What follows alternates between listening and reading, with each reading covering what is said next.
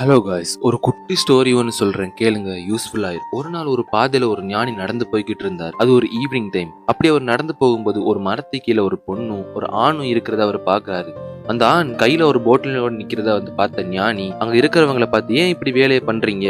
அந்த ஆணை பார்த்து, மூடனே, உனக்கு ஞானத்தை பத்தி சொல்லணும்னா என்கிட்ட வா, நான் உனக்கு சொல்லித்தரேன்னு சொல்றாரு. இப்படி அருவருப்பான வேலையை பார்க்காதன்னு அவரை பேசிக்கிட்டே போயிட்டாரு. அப்போ அந்த ஞானி பக்கத்துல இந்த ஏரியை கடக்க வேண்டிய நிலைமை வருது. அப்போ அவர் அந்த ஏரியை கடக்கிறதுக்காக ஒரு படகு மேல ஏறி போகும்போது அந்த படகு உடைஞ்சி அந்த ஞானியும் அந்த ஞானியோட பயணிச்ச சில பேரும் தண்ணிக்குள்ள விழுந்துடுறாங்க. அப்போ திடீர்னு ஞானி பேசின அந்த நபர் வந்து ஏரிக்குள்ள விழுந்த எல்லாரையும் காப்பாத்து அந்த ஞானியையும் காப்பாத்துறாரு. அப்போ அந்த ஞானி அவரை பார்த்து அவரை புகழ்ந்து தள்ளுறாரு. அப்போ அந்த நபர் சொல்றாரு, ஒரு ஆள் செய்யற வேலையை வச்சு அவங்கள கணக்கு போடாதீங்கன்னு சொல்லிட்டு இன்னொரு விஷயத்தையும் சொல்றாரு. மரத்துக்கு நின்னது என்னோட அம்மா, நான் கையில வச்சிருந்து அவங்களுக்கு கொடுக்க வேண்டிய மருந்துன்னு சொல்லிட்டு இனிமேல் இப்படி தப்பா பண்ணாதீங்க ஞானின்னு சொல்லிட்டு தன்னோட தாயையும் கூட்டிட்டு போயிட்டாரு. அப்போ ஞானி தன்பட்ட அவமானத்துல தலையை ரெண்டு காலுக்கும் நடுவுல வச்சுக்கிட்டு வந்த வழியே பார்த்தே போயிட்டாரு. இது ஒரு ஸ்டோரி மட்டும் இல்ல, சோசியல்ல இப்ப இருக்கிற மிகப்பெரிய ப்ராப்ளமும் இதான். நீங்க நல்லா அனுபவிச்சு இருப்பீங்க. எப்படின்னா, சாதாரண ஒரு கேர்ளும் ஒரு போயும் ரோட்ல நடந்து போக முடியாது, ஒரு போயும் ஒரு கேர்ளும் பேச முடியாது, அதை வேற மாதிரி ஆக்கிடுவாங்க. அவங்களுக்கு எதுவுமே இருக்காது. ஆனா சுத்தி வர இருக்கிறவங்களே அவங்க தப்பு பண்றாங்கன்னு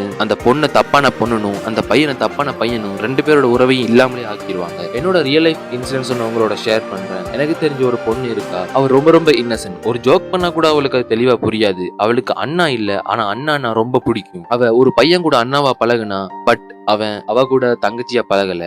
ஒரு நாள் அவகிட்ட தப்பா நடந்துக்க ட்ரை பண்ணிருக்கு. அப்போ இதுக்கு மேல ஒரு உதாரணம் தேவையா இந்த சோசியல் மோசமானதுன்னு சொல்ல? நம்ம யோசிக்கலாம், இது எங்கேயோ தானே நடக்குது. ஆனா நீங்களே யாரையாவது பார்த்து இப்படி நினைச்சிருப்பீங்க. எப்படின்னா, ஒரு பையன் ஒரு தப்பு பண்ணிட்டான்னா எல்லா தப்பையும் அவன் மேலேயே போடுறது. இப்படித்தான் இந்த பேட் சோசியல் உருவாகிறதுக்கு ஃபர்ஸ்ட் ஸ்டெப். அதனால நீங்க ஒன்னு யோசிங்க. ஒரு ஆளை பத்தி யோசிக்கும் போது நம்மளோட வாழ்க்கையில சரியா இருக்கோமா, நம்ம பண்றது சரியா, ஒரு செகண்ட் யோசிச்சு பார்த்து மத்தவங்களை பத்தி பேசுங்க. இது யாரோட மனசையும் புண்படுத்துறதுக்காக இல்ல. ஏதாவது ஹர்ட் பண்ற மாதிரி இருந்து நான் மன்னிச்சுக்கோங்க. See you again guys.